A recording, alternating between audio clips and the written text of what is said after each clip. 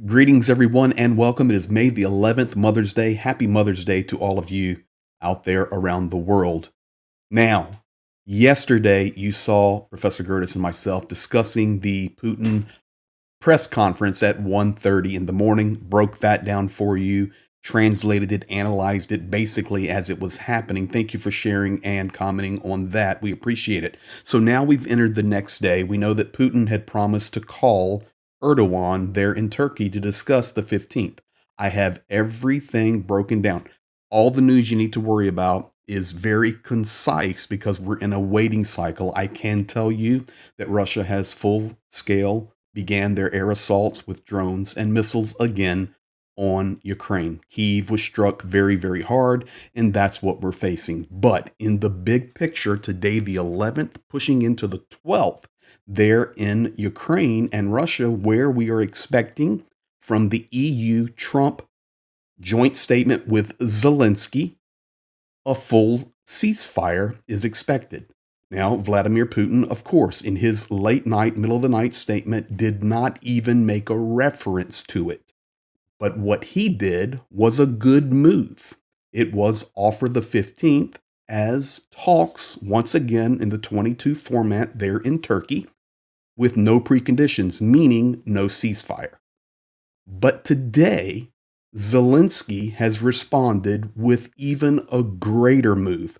Other world leaders, including Macron and Donald Trump, have responded, but Zelensky's response is probably one of the most powerful moves politically and statements we've ever seen, and I'm going to explain it to you. Thank you for sharing, liking, and commenting. This today is a master move. First of all, Putin did call Erdogan. He called him there in Turkey, proposed a date for the 15th. Erdogan accepted it. Erdogan has expressed full support for Russia's proposal. Erdogan also mentioned that a ceasefire is needed, and he and Putin were talking about the need to work together for economic future. And they already do nuclear projects together, so that is not anything new. And yes, Turkey is NATO nation, but Turkey is its own rare breed. They're smack dab in the middle of everything. Additionally, here is Zelensky's response, which was masterpiece. He said, Ukraine is ready to meet if Russia confirms a long-term ceasefire from tomorrow. Quote, that is what Zelenskyy is saying. If you ceasefire on the 12th, we will meet you on the 15th. But he doesn't stop there. He said it is a good sign that the Russians are finally thinking about ending the war. Everyone in the world has been expecting this for a long time. There is no point in continuing the killings even for a day, Zelenskyy said. We expect Russia to confirm a ceasefire, complete, long-term, and reliable starting tomorrow, May the 12th.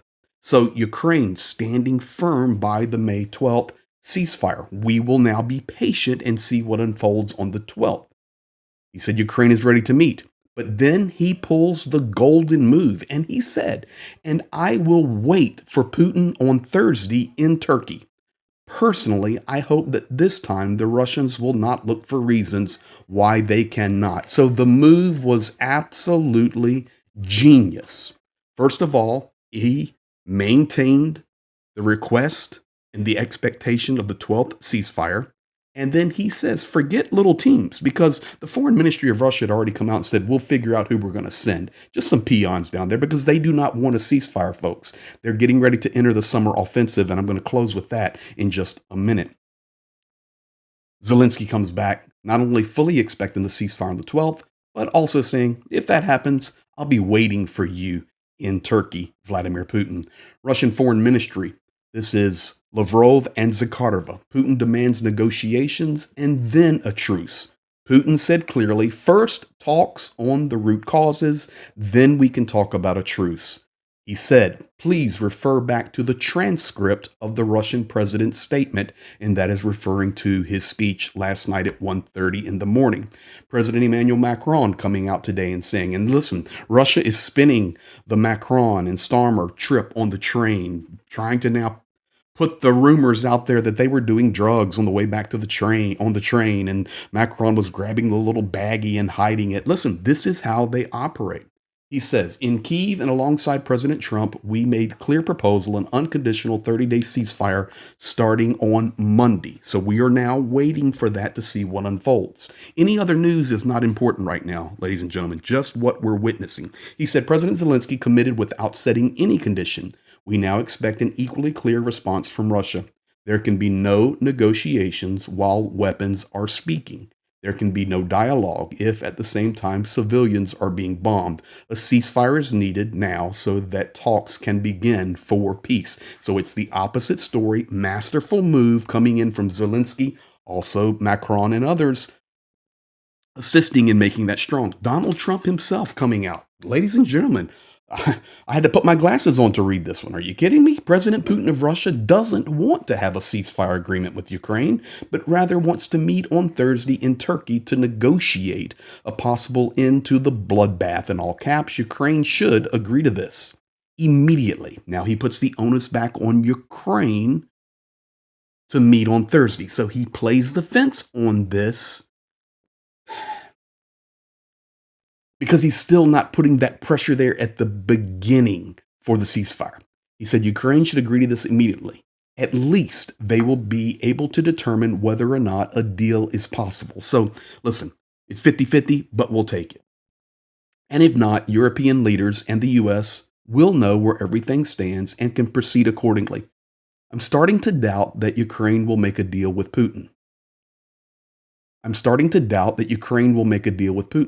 You see, it's like you get half a good message, and then the onus still, though, while the pressure's there on Ukraine, who's too busy celebrating the victory of World War II, which could not even been won, not even close, without the United States of America. Have the meeting now, all exclamation points in caps. So you can see it's better than nothing, but it's definitely riding the fence, especially when it comes to the ceasefire prior to the talks. He's actually advocating for the talks, and then we'll see where we stand. But at least we got the statement. Putin of Russia doesn't want to have a ceasefire agreement with Ukraine. So we will take that. Now, why?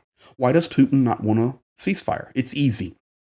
Kovalenko from the Central Military Commission of Ukraine. And I can tell you this, guys, from talking to my soldier friends, from talking to all the guys there in Ukraine, Russia is ramping up for a summer offensive in the south on the Zaporizhia front, in the east coming out of Toretsk. They want Konstantinivka. It's under a tremendous assault every day. Konstantinivka and Kramatorsk and Slavyansk. Additionally, Russia is in on Ukrainian sovereign territory on the Sumy region, the Kharkiv region, and they want to push from the north. Zelenskyy himself, a few weeks ago, even talking about the potential of a Belarus invasion in the summer. Not Belarus, but Russia coming through Belarus again, as they did at the beginning of the war. So there are so many pieces in place. But I will stand by the title today. Zelensky's move has trapped Putin to make a decision. So what do we do now? We be patient. Look for sources that are reputable. Share, comment, like. I look forward to hearing your thoughts on this. The war's raging, and we now are waiting for what will be the decision on the 12th. If you may be sitting there and you say, okay, Greg, what should I look for? What should I look for? As we flip into the 12th, continue to watch if Russia continues to strike Ukraine through the air. The front lines are battling nonstop. They've never stopped. But let's look for air raids, shaheeds, missile strikes, glide bombs, all of those things that will tell us what we're looking for, and we'll be watching it. I'll probably come back in about 12 hours and give another update. I like waiting for the facts to unfold.